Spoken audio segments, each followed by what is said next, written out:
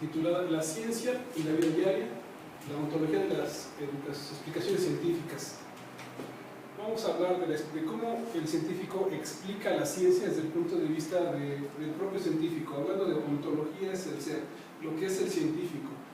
Al final el científico es una persona y como tal tiene sentimientos, tiene emociones, es una persona que hace ciencia sí, pero que no deja de ser humano. Vamos a hablar de algunos referentes acerca de la palabra ciencia. Entendamos pues que la ciencia se refiere a aquello que recibe su validez por medio del método científico, lo cual supone una realidad objetiva que existe independientemente de lo que los científicos hagan o deseen hacer. Esto es, ¿qué se entiende por ciencia? ¿A qué se refiere? Todo conocimiento científico tiene que ser expresado a partir de un método, de una forma de llegar a ese conocimiento, y esa forma de llegar al conocimiento tiene que ser un método científico, lo cual, menciona acá, supone una realidad objetiva. Tenemos que explicar la ciencia a partir de lo que sí existe, de lo que es verdadero. No vamos a explicar una ciencia a partir de espíritus, de extraterrestres, de cosas que no son objetivas. Más allá de lo que el científico quiera. A ver, soy científico, quiero explicar lo que es el alma, lo que son los espíritus, que los muertos caminan. Más allá de todo eso, la ciencia se refiere a aquello que se puede explicar por método científico a partir de una realidad objetiva. Esto debido a que la validez de las explicaciones, cuando el científico trata de explicar la realidad, lo que hace es apoyarse en una conexión directa entre la realidad y lo que dice. No puede explicar la realidad diciendo es de que el cielo es azul.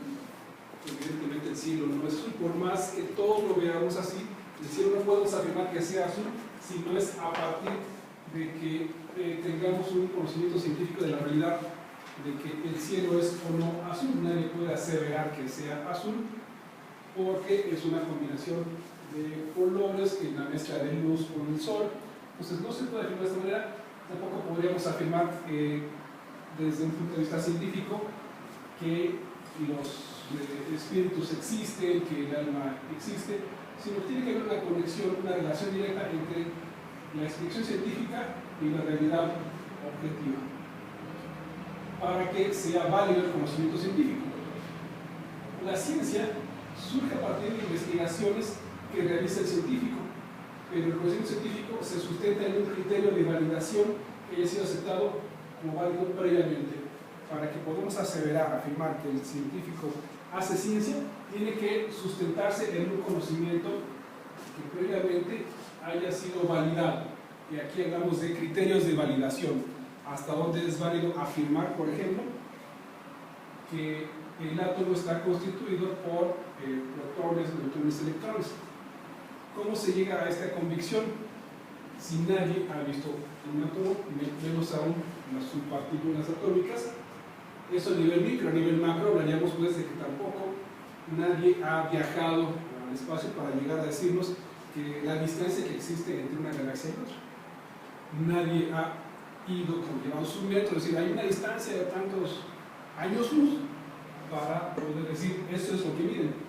Entonces este conocimiento científico requiere un criterio de validación, hasta dónde es válido esta afirmación o no, y para ello se requiere que haya sido validado previamente. Esta validación previa tiene que ver con que ya existió un razonamiento filosófico lógico que nos llevó a afirmar que sí existen los protones, los neutrones, los electrones y las subpartículas más pequeñas que estos, y que sí existen tantas galaxias alrededor del sistema solar, pero es a partir de un criterio que ya ha sido validado previamente, razonamientos filosóficos para llegar a estas conclusiones. Alguien lo decía de una manera: sin haber estado ahí podemos llegar a una conclusión. Y decía, ponemos un tubo largo en donde metemos de un lado a un ratón y del otro lado a un gato, y de pronto escuchamos un ruido. Sin haber visto y sin haber estado ahí, sabemos qué ocurre. A partir de ese conocimiento previamente validado, que sabemos qué ocurre cuando ponemos un ratón y un gato juntos, es un conocimiento previamente validado, ya sabemos qué ocurre. Sin haberlo visto, sabemos qué ocurre. Lo mismo hacen los científicos cuando explican la ciencia, esa que no podemos ver, que no podemos conocer, hablando de la existencia de átomos y de la distancia con las galaxias. A eso se refiere este criterio previamente validado, lo cual implica la presencia de criterios de aceptación en el conocimiento científico. Esos criterios de aceptación es lo que los científicos toman como válido o como no válido. Para que sea un conocimiento científico tiene que ser previamente validado, aceptado este conocimiento en distintas áreas del conocimiento. Al momento en que el científico hace ciencia, debe dejar afuera su subjetividad. Es una parte fundamental. Si bien es cierto, el científico es un humano, decíamos, tiene sentimientos, tiene emociones, entonces el científico en principio tiene que dejar excluida su subjetividad. ¿A qué me refiero?